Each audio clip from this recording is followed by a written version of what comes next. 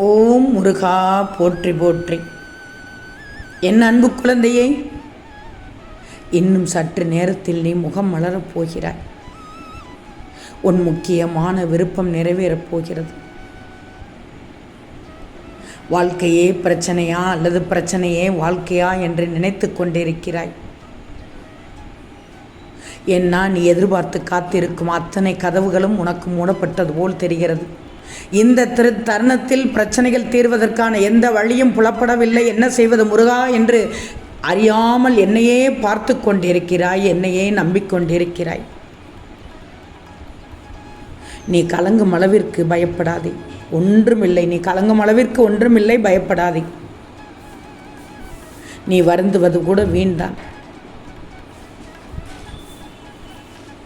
உனக்கு தெரியாதான் நான் எதையும் உனக்கு செய்து தருவேன் என்று? நீ ஒரு சில விஷயத்தில் சிக்கிக் கொண்டிருப்பதை, அந்த சூழலையும் நான் பார்த்து கொண்டுதான் இருக்கிறேன். அதனால்தான் என்னவோ இந்த சூழலை பார்க்கும்போது எல்லா கதவுகளும் மூடப்பட்டன போல் தெரிகிறது. எந்த வழிகளும் இல்லை என்று நீயாக புலம்புகிறாய். எத்தனை கதவுகள் மூடப்பட்டாலும் உனக்கென்று இந்த முருகனின் கதவு எப்போதும் திறந்தே இருக்கும். நீ நினைக்கும் வழிகளும் நீ முயற்சி செய்யும் இடங்களும் உனக்கு மறுக்கப்பட்டால் என்ன? உனக்கென்ற ஒரு வழியை உருவாக்கி, உனக்கென்று ஒரு கதவை உருவாக்கி இந்த முருகன் திறந்து வைப்பேன். அப்படிப்பட்ட நீ இதை நினைக்காமல் எல்லாம் முடிந்து விட்டது முருகா, நான் உடைந்து போய்விட்டேன் முருகா என்று கதறுகிறாய். நீ முருகனின் பிள்ளை அல்லவா? கடைசி நிமிடத்திலும் கூட அதிசயங்களை நிகழ்த்தும் இந்த சக்தி வாய்ந்த முருகனை நினைச்சுக்கோ. நீ முருகனின் பிள்ளை, கவலைப்படாதே. உனக்காக அடைக்கப்பட்ட அத்தனை கதவுகளையும் திறப்பேன்.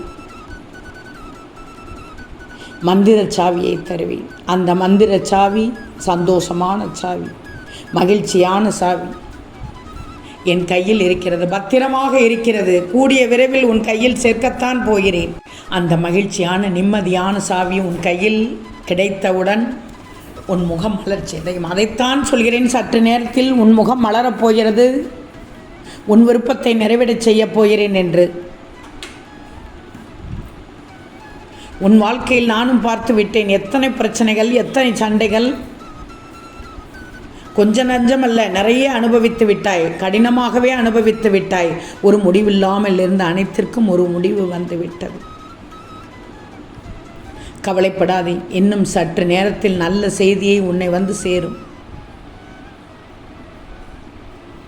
எதுவும் உனக்கு எதிராக இனிமேல் நடக்காது, நெருங்காது. உன் மனதை கூட அவ்வப்போது நான் பிடித்து கொண்டுதான் வைத்திருக்கிறேன்.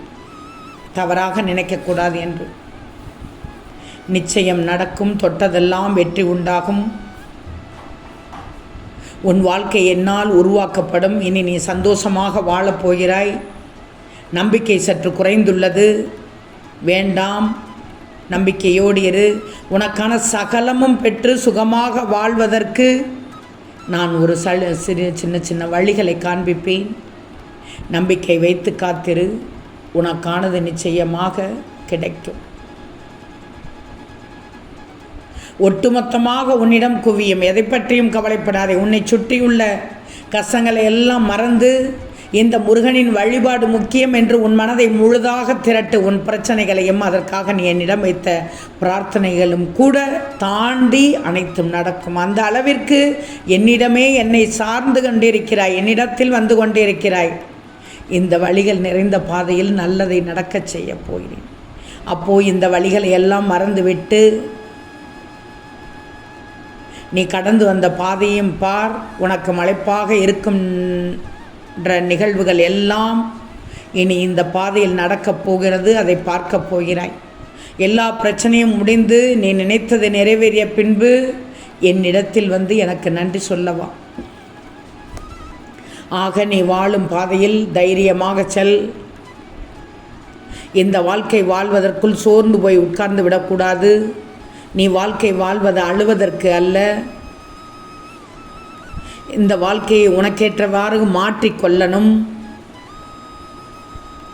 நல்ல விதமாக பழகிக்கோ. அப்போத்தானே சந்தோஷமாக வாழ முடியும். இப்போது மனிதர்களை பார்த்த வரையில் ஒவ்வொரு மனிதனும் ஒவ்வொரு விதத்தை காயப்பட்டு கொண்டிருக்கிறான். ஒரு சில பேர் வாழ்க்கையை சுவைத்து வாழ்ந்து கொண்டிருக்கிறார்கள். நீ எப்படி வாழ வேண்டுமென்று நானும் நியமித்து விட்டேன். உன் மனதில் தைரியம் பிறந்தால் போதும், நம்பிக்கை பிறந்தால் போதும். ஆம் முருகா, இந்த வாழ்க்கையை வாழ்வதற்காகத்தான் நான் பிறந்திருக்கிறேன், வாழ்ந்து காண்பிக்கிறேன் என்று சொல்வாய், மார்தட்டி சொல்வாய். உன்னை சுற்றி இருப்பவர்கள் யாரும் எதுவும் சொல்லிக்கொள்ளட்டும், ஆனால் எதுவும் அவர்கள் வாக்குப்படி நடக்கப் போகிறதா? இல்லையே. நான் என்ன நினைக்கிறேனோ, நான் என்ன சொல்கிறேனோ அதுதான் உன் வாழ்க்கையில் நடக்கும். நான் ஒருவன்தான், இந்த முருகன் ஒருவன்தான் உன் கூட வந்து கொண்டிருக்கிறேன் என்பதை நினைப்பதை தவிர்த்து அடுத்தவர்கள் வந்து கொண்டிருக்கிறார், அடுத்தவர்கள் சொல்படிதான் நடக்கணும், நடக்கப் போகுது என்று மட்டும் தப்பான எண்ணிக்கையோடு எண்ணத்தோடு இருக்கக்கூடாது. இது நான் உனக்காக சொல்லப்பட்டது. இந்த வார்த்தையை நம்பினால் ஒருபொழுதும் கவலை இல்லாமல் சந்தோஷமாக இருப்பாய். நம்பிக்கையோடு இருக்கணும். நிறைய வெற்றியை தரப்போகிறேன் நான். எதையும் ஏற்றுக்கொள்ளாமல் எதிர்த்து நின்று போராடுவது என்பது சாதாரண விஷயம் அல்ல. உன் மனதை திசை திருப்ப எல்லாவற்றிற்கும் ஒரு வழி பிறக்கும் என்று நம்பு. யாரிடத்தில் எப்படி இருக்க வேண்டும் என்பதை பழகிக்கோ. உன் மனதில் உள்ளவற்றையெல்லாம் எந்த இடத்தில் சொல்லணும் என்பதை யோசித்து பேசு. நிச்சயமாக ஒட்டு மொத்தமாக அனைத்தும் உன்னிடத்தில் வந்து குவியும் நல்லனவை. ஒன்று மட்டும் நல்லா தெரிஞ்சுக்கோ, இந்த நிலையில் உனக்கு நீதான் உதவி செய்து கொள்ள முடியும் என்று நம்பு. உனக்கு நீயே உதவி செய்யாவிட்டால் யார் உன்னோடு ஒட்டி வருவார்கள்? உன் மன அழுத்தத்திலிருந்து வெளியில் வர வேண்டுமென்றால் ஒரு சிலவற்றை ஏற்றுக்கொள்ளாமல் அதை எதிர்த்து நின்று போராடுவதும் சாதாரண விஷயம் அல்ல. உறுதியாக என்னால் முடியும் என்று சொல்லு.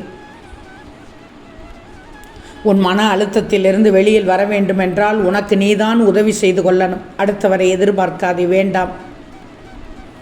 தேடி தேடி சென்று நீ இப்போது எல்லாம் எனக்கு யாரும் வேண்டாம் என்று நீயே இப்போது நொந்து கொண்டிருக்கிறாய். தனிமையில் என்னை விட்டுவிடுங்கள் என்று கேட்கும் அளவிற்கு மனம் உடைந்து காணப்படுகிறாய். நீ உன்னை வெறுக்காதே. உன்னை வெறுக்கத் தொடங்கினால் உன் வாழ்க்கையை அர்த்தமில்லாதமாகி ஆகிவிடும். நல்ல எண்ணங்களோடு ஓட்டு உன் வாழ்க்கையை. நிச்சயமாக அப்போது மனச்சோர்வு ஆழமாக சென்று அதனை அதாள பாதாளத்தில் தள்ளிவிடும். என் வார்த்தைகளை மதித்து இந்த முருகனின் பேச்சை கேட்டால் நிச்சயம் சற்று நேரத்தில் முகம் மலரும் வாய்ப்பு உனக்கு கிடைக்கும். உன் விருப்பம் நிறைவேறும். ஓம் முருகா போற்றி போற்றி.